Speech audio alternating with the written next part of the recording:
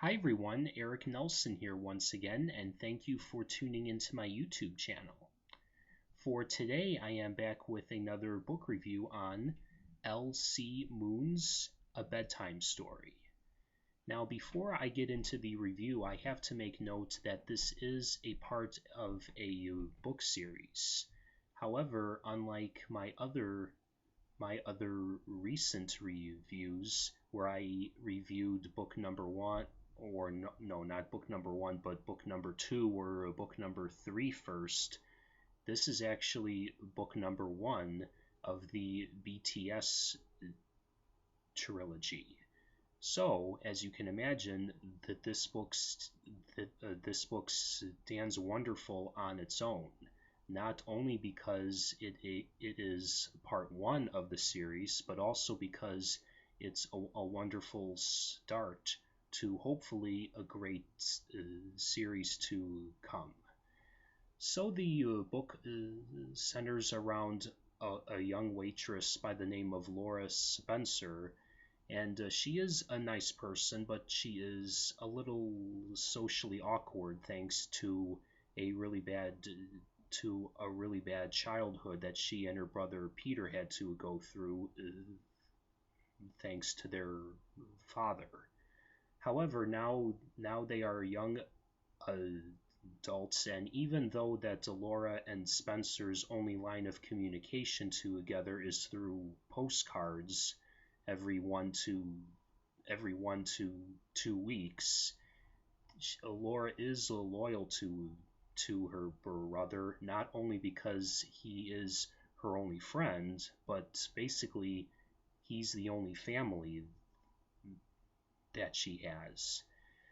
So until one night when one of her coworkers decides to ask Laura to hang out with her after work, she reluctantly accepts, and there is some hope that she might have some sort of social life outside of her brother, and there is for a little bit until she is kidnapped by a monster. I'm sorry, not a monster. Well, technically a mobster is a monster, but really he is a mobster by the name of Kanye. And he was actually sent to interrogate Laura because apparently her brother Peter was making a career in the mafia, and his side of the mob was he was into the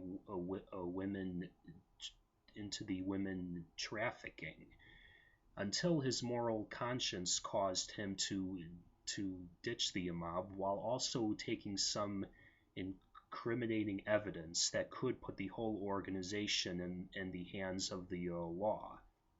So since he is nowhere to be found, they they actually the mob actually tracks Laura down, and so then Kanye takes her hostage into his own house, while he not only interrogates her, but he also keeps her away from the outside world, and he also makes her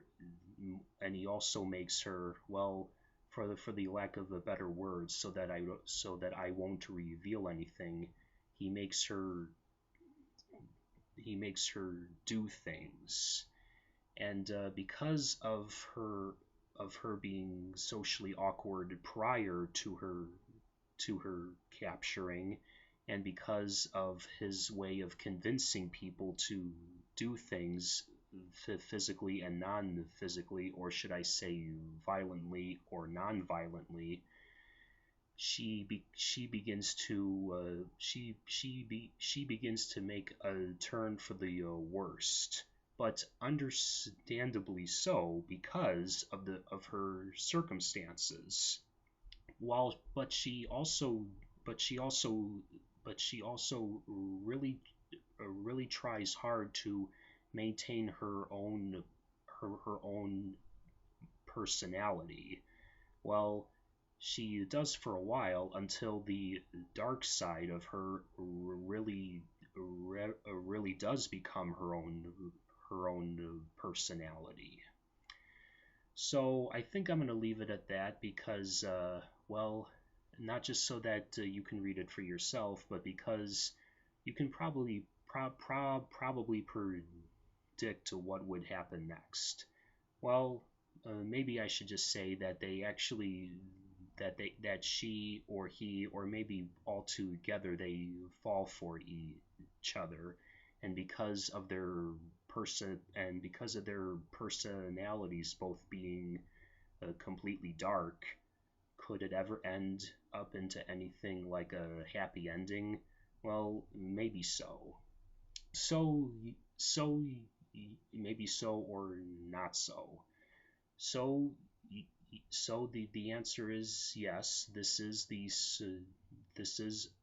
a story where a woman gets kidnapped and falls for her for her captor.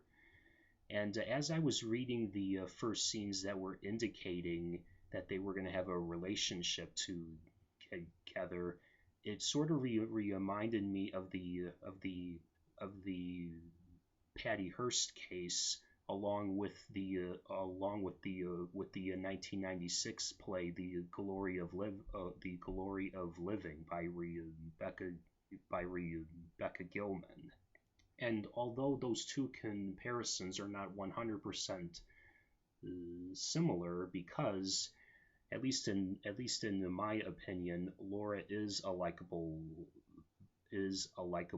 person, and but as I said before, it's understandably so, because if the only man in your life who really had feelings for you as a cold-blooded mobster, you can sort of understand the type of duality that Delora was feeling. Now, as I said with predictions of this story, the ending, I'd say, at least in my opinion, was predictable, but at the same time, it was creative. And I like how the author L.C. Moon put in a lot of thought and creativity into the ending. It wasn't just a plain sad ending.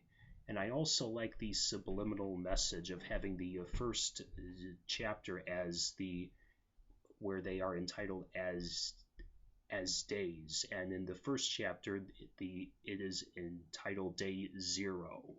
And to me, that's implying that the story really hasn't started yet, because Laura and Kanye aren't together yet. And of course, all the characters are great, but I think that Laura and Kanye really make this story real. And not just because they are likable, well, only to a certain point, but they are just so realistic. And whenever I can identify with the characters, I can easily get sucked in. And that's what L.C. Moon did. She sucked me into this great book, even though it was violent and had a lot of sadness in it. I still got sucked in.